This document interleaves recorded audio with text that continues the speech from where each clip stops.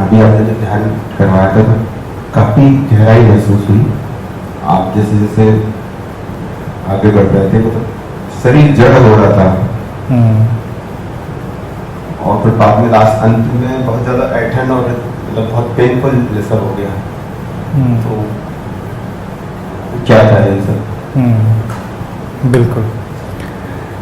अब देखो क्या है कि ये जो एक्सपेरिमेंट था अवेयर साइकिक स्लीप का, ये तंत्र और योग के जो डायमेंशन है उसका विषय है और वहीं से उसको ड्रॉ किया गया था सारी डिवाइस को, और बिना किसी चीज़ का नाम लिए हुए। जैसे कि अगर हम किसी चीज़ का नाम लें, ये जैसे अभी नाम ले रहे थे आज्ञा चक्र और अनाहत चक्र, तो व्यक्ति जिसने भी स्पिरिचुअल लिटरेचर पढ़ रखा है वो कहता है ओके फाइन, पता है मुझको। तो मैं इस ध्यान प्रयोग को जो इसका डिज़ाइन मैंने दिया उसमें कोई नाम नहीं है, लेकिन हम मूव वही हो रहे हैं। अब इतनी अजीबोगरीब चीज़ है कि हम अपनी फिजिकल बॉडी के साथ ही रह रहे हैं, वही हमको कैरी कर रहा है इस संसार में, और हम चूंकि उसकी बहुत सारी चीज़ों को लेकर अवेयर नहीं है, और उस शरीर में कहीं कहीं बहुत अलग अलग किस्म के फ्लक्चुएशन पड़े हुए हैं, तो वो स्टोर्ड है।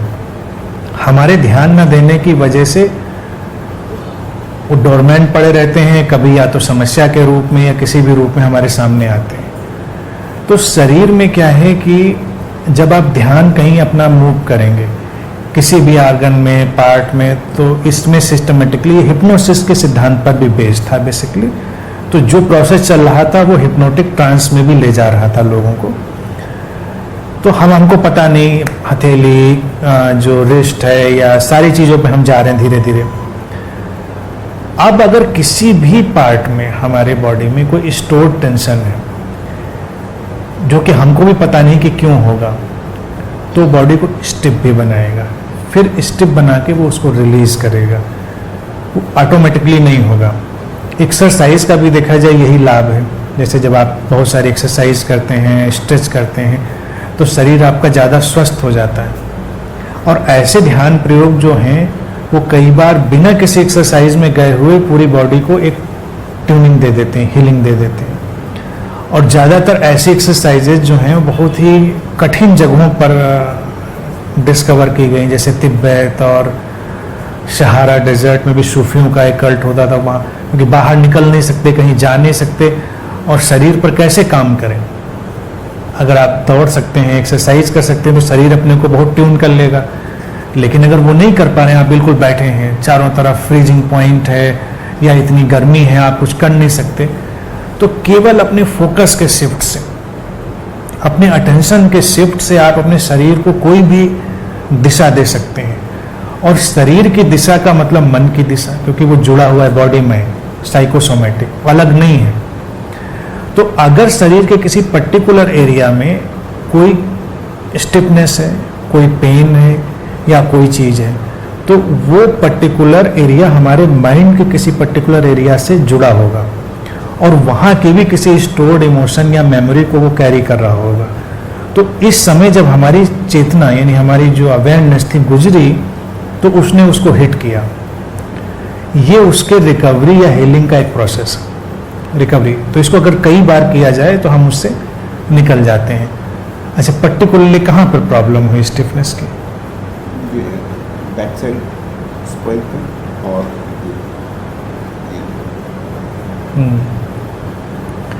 तो हर शरीर का हिस्सा देखिए कहीं ना कहीं हमारी कुछ खास चीज़ों से, खास किस्म के मन से जुड़ा होता है।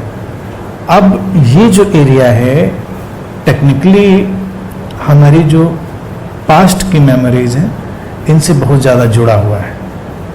पास्ट, और वो पास्ट हमारा रिमोट पास्ट भी हो सकता है, हमारी पास्ट लाइफ्स भी हो सकती हैं, और हमारा अभी का बचपन का भी पास्ट हो सकता है।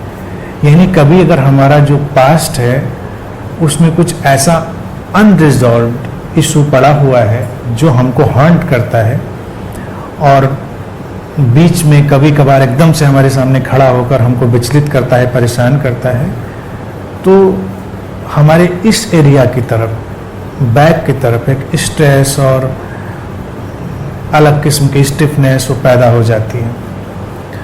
और इसी एरिया में अगर चोट भी लगे, कोई आदमी गिरे खास तौर से, तो उसकी एक सर्टेन फेज की मेमोरी वॉश हो जाती है, सर्टेन फेज की, उसको एक खास टाइम फ्रेम की मेमोरी चली जाएगी, क्योंकि वो पर्टिकुलर मेमोरीज पर बेस्ड है। तो हो सकता है रिमोट पास्ट हो, या हो सकता है इसी लाइफ का कुछ ऐसा पास्ट हो जिसको सल्यूशन की डिमांड हो। तो तुम्हारी जब कॉन्शियसनेस गुजरी तुम्हारी बॉडी से, तो उसने उसको सॉल्व करने की कोशिश करी होगी एनर्जी प्लेन पे, बॉडी ने उसको केवल रिफ्लेक्ट किया, उसको बताया। रहा सवाल पैरों का, पिंडलियों का, तो एक और इसमें अजीब चीज है, पैर पर लोग सबसे कम ध्यान देते कि नहीं देते?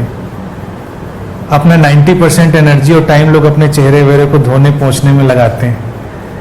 और अभी मैंने जो मैगजीन आती है मेडिकल और साइंस की, उसमें ये आर्टिकल पढ़ा है कि डॉक्टर्स और इनका साइंटिस्ट का सजेशन था कि भाई अपने पैरों पर भी अच्छा खासा ध्यान दिया करिए, और नहाइए तो उनको ठीक से धुलिए, साफ करिए। कई लोग तो अपने पैर धुलते ही नहीं हैं।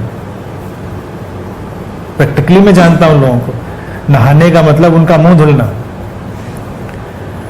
और अब वो कहते हैं कि घुटने से नीचे पैरों को ऑब्जर्व करके हमारे शरीर की जो समस्याएं हैं उसकी 80% चीजों के बारे में बताया जा सकता है।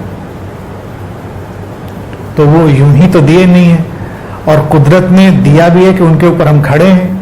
तो जो चीज सबसे फाउंडेशन में होती है वो सबसे इंपॉर्टेंट होती है, काफ मसल्स, पिंडलियां। और खास तौर से सजेशन हमने उसमें मेडिटेशन में लिया था, काफ मसल्स का, पिंडलियों का। नहीं तो हम कुछ भी ले सकते थे, इस बोन का ले सकते थे या इधर का ले नहीं का। ये हमारे रिलेशनशिप इशूज को रिप्रेजेंट करती हैं। अगर हमारे रिलेशनशिप इशूज में कुछ प्रॉब्लम है, रिलेशनशिप इशूज में कुछ कॉम्प्लेक्सिटी है, तो हमारी काफ मसल्स जो है हमें परेशान करने लगेंगे, उनमें हमारे दर्द होने लगेगा और चलने में परेशानी होने लगेगी व्यक्ति को। और अगर ज़्यादा गहरी हो जाए तो वो कई तरह की और समस्याएं देती हैं। अचानक अगर किसी की लाइफ में अचानक कोई रिलेशनशिप का इशू धक्का आ जाता है, तो अक्सर ये देखा गया है कि उसको अपने घुटने के नीचे के काफ मसल्स में शूटिंग पेन होने लग जाता है, और कुछ लोगों को चलने में दिक्कत होने लगती है। तो 100% ये चीज़ जो कि वहाँ आई है, तो रिलेशनशिप का कुछ न कुछ मसला ऐसा है जो तुम्हारे अटेंशन की डिमांड करता है। तो उस पर अटेंशन दो और सॉल्व करो।